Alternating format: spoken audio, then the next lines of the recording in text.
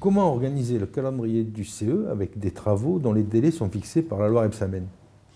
C'est une question importante. Le nouveau dispositif du Code du travail s'appuie sur deux principes.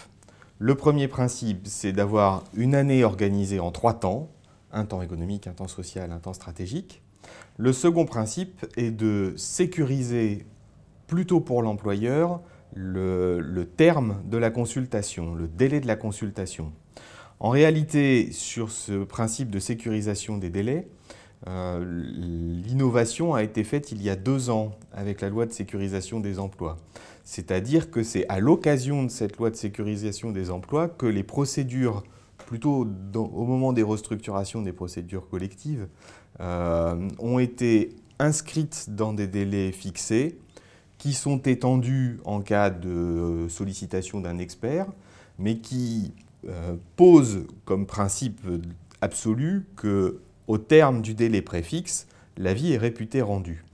Et cette pratique-là a été expérimentée depuis la mise en œuvre de la loi de sécurisation des emplois et elle donne aujourd'hui satisfaction dans la conduite des restructurations. On a beaucoup de procédures de remise en cause à l'initiative de la directe ou non des délais. Néanmoins, quand un CE a épuisé le temps qui lui était imparti, la restructuration est mise en œuvre par les employeurs et c'est assez fort comme principe pour qu'il soit très ferme sur l'extension de ce fonctionnement à l'ensemble des sujets de consultation.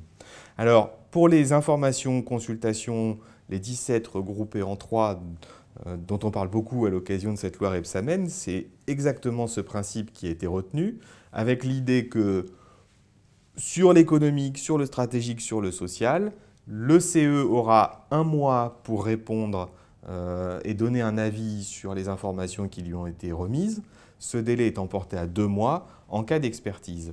Si on va un petit peu loin dans la... C'est un petit peu caricatural, j'en conviens, mais si on va un peu loin dans la représentation, on aurait un calendrier qui deviendrait très simple. En janvier, le CE est informé sur la stratégie. 2 mois plus tard, en mars, il donne son avis sur la stratégie.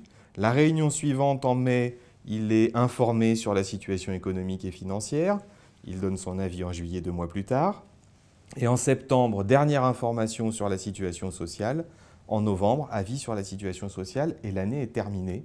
S'il y a d'autres réunions, ça pourrait être pour les questions de CHSCT, les changements d'organisation par exemple. Mais on a comme ça un dispositif qui cadre extrêmement fortement le calendrier et les travaux du CE en imposant que les choses démarrent au jour où elles sont inscrites à l'ordre du jour. Si l'expert n'est pas nommé ce jour-là, il sera plus possible de le nommer ultérieurement. On peut dire que tout est bien donc rationalisé. C'est extrêmement rationalisé, ce n'est pas nécessairement dans un esprit de développement des moyens des instances, c'est dans un souci d'efficacité des avis qui seront rendus.